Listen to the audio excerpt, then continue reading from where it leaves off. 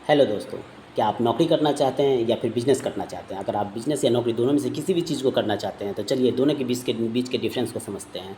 नौकरी, कोई भी नौकरी, सरकारी नौकरी हो या प्राइवेट नौकरी हो, अगर आप सरकारी नौकरी करना चाहते हैं तो आप इंटरमीडिएट के बाद आपको डिप्लोमा कोर्स करने पड़ेंगे या फिर ग्रेजुएशन करना पड़ेंगे, फिर जाके आपको 2-3 साल या 1-2 साल तैयारी करने पड़ेंगे, फिर जाके आपको गवर्नमेंट नौकरी होंगे। अगर आप प्राइवेट नौकरी करना चाहते हैं तो प्राइवेट नौकरी में भी बहुत नखरे हैं भाई। प्राइवेट नौकरी करना चाहते हैं तो उसमें भी आपको बैचलर डिग्री या फिर मास्टर डिग्री करने पड़ेंगे, फिर जाके आपको प्राइवेट नौकरी होंगे। ज़रूरी नहीं है कि सब मास्टर डिग्री और बैचलर डिग्री वाले को भी प्राइवेट नौकरी हो ही जाए। चलिए आगे बढ़ते हैं।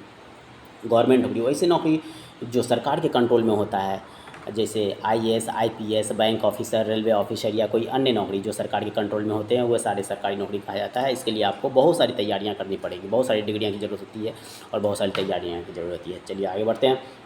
प्राइवेट नौकरी, वो नौकरी जो कोई भी बिजनेसमैन के कंट्रोल में होता है, उसे प्राइवेट नौकरी कहा जाता है। जैसे टाटा एम्प्लॉयज़ हो गए हैं, रिलायंस एम्प्लॉयज़ हो गए हैं, private bank employees, private teachers, medicine company employees या कोई और भी कंपनियाँ जो प्राइवेट तरीके से कंट्रोल किया जाता है, उसे प्राइवेट कंपनी कहा जाता है।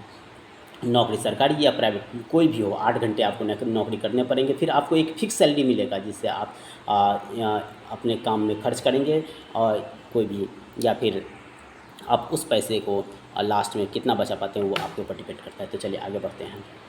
अगर आप बिज़नेस करना चाहते हैं तो कोई भी बिज़नेस करने के लिए आपको सोचना पड़ेगा कि कौन सा बिज़नेस करना चाहते हैं, क्या आप उस बिज़नेस में सफल हो पाएंगे, ये आपको तय करना पड़ेगा। बिज़नेस में होने वाले प्रॉफिट और लॉस को भी समझना पड़ेगा।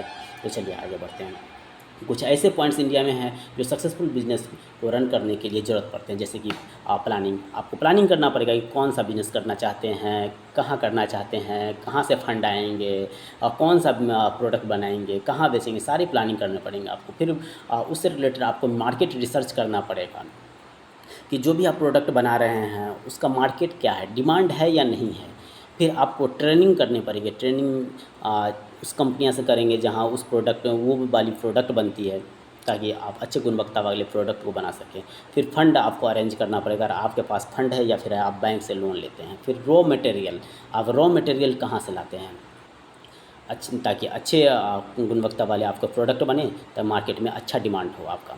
फिर मशीनरी, अगर आप ज़्यादा से ज़्यादा उत्पादन करना चाहते हैं तो सेमी ऑटोमेटिक और ऑटोमेटिक मशीनरी का ही उपयोग करें। फिर मार्केट सर्वे करना पड़ेगा, आप जो भी प्रोडक्ट लाए हैं उस प्रोडक्ट को किस मार्केट में बेचा जाए, मार्केटिंग करनी पड़ेगी आपको।